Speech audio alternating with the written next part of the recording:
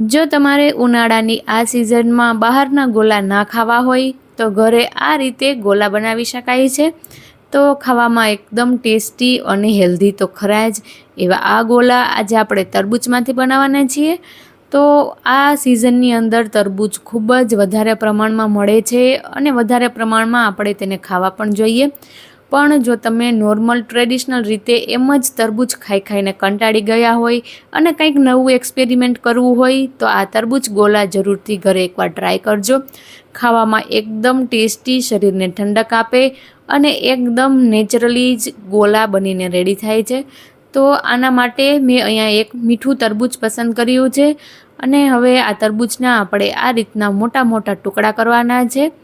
આ પ્રિપેરેશન તમારે આગલા દિવસે રાતે કરવાની રહેશે અને બીજા દિવસે બપોરે કે સાંજે જો ગોલા ખાવા હોય તો તેના માટે આ પ્રિપેરેશન સાંજે કરવાની રહેશે। તો અહીંયા પર મેં તરબૂચને મોટા મોટા ટુકડામાં કટ કરી અને બોક્સમાં મૂકી દીધા છે અને તેને ઓવરનાઇટ ફ્રીઝ કરી દીધા છે। બીજા દિવસે અહીંયા પર તમે જુઓ તો જે આપણું તરબૂચ છે એ એકદમ હાર્ડ થઈ ગયું છે।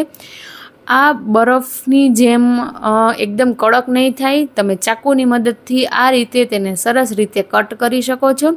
જ્યારે બરફ થઈ જાય છે તે ચાકુથી આ રીતે કપાતો નથી, પરંતુ તરબૂચની અંદર રેસાનો ભાગ હોવાના કારણે તે આસાનીથી કટ અને ક્રશ થઈ જાય છે।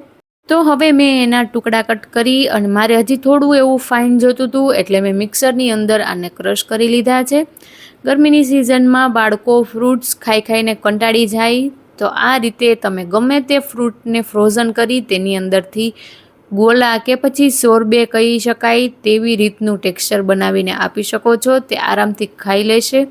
અહીંયા પર મેં ક્રશ કરી અને ઉપરથી આ રીતે હાથની મદદથી એકદમ પાતળી પાતળી સ્લાઇસ કરી અને એડ કરી છે।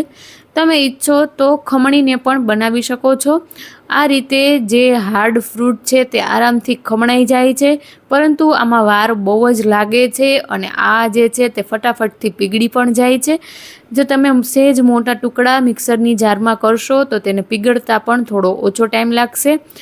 તો અહીંયા પર મેં એ રીતે થોડું મિક્સરમાં અને થોડું હાથની મદદથી ક્રશ કરી અને 2 બાઉલ રેડી કરી લીધા છે। હવે આની ઉપર હું રોઝ સિરપ સ્પ્રેડ કરીશ। જો તમારી પાસે ના હોય તો પણ ચાલે અને જો હોય તો એકદમ સરસ જ ટેસ્ટ આવે। જનરલી આ સિઝનમાં બધાના ઘરે કોઈ પણ એક ફ્લેવરનું સિરપ તો હોય જ છે, તો જરૂરથી એડ કરજો। તો જોતાં જ ખાવાનું મન થઈ જાય અને એકદમ ટેસ્ટી અને હેલ્ધી આપણા ગોલા બનીને રેડી થઈ ગયા છે। અહીંયા પર હું તમને બતાવું તો આની કન્સિસ્ટન્સી એકદમ ગોલા જેવી જ છે, એકદમ સોફ્ટ અને મોઢામાં મૂકતા જ પાણી થઈ જશે।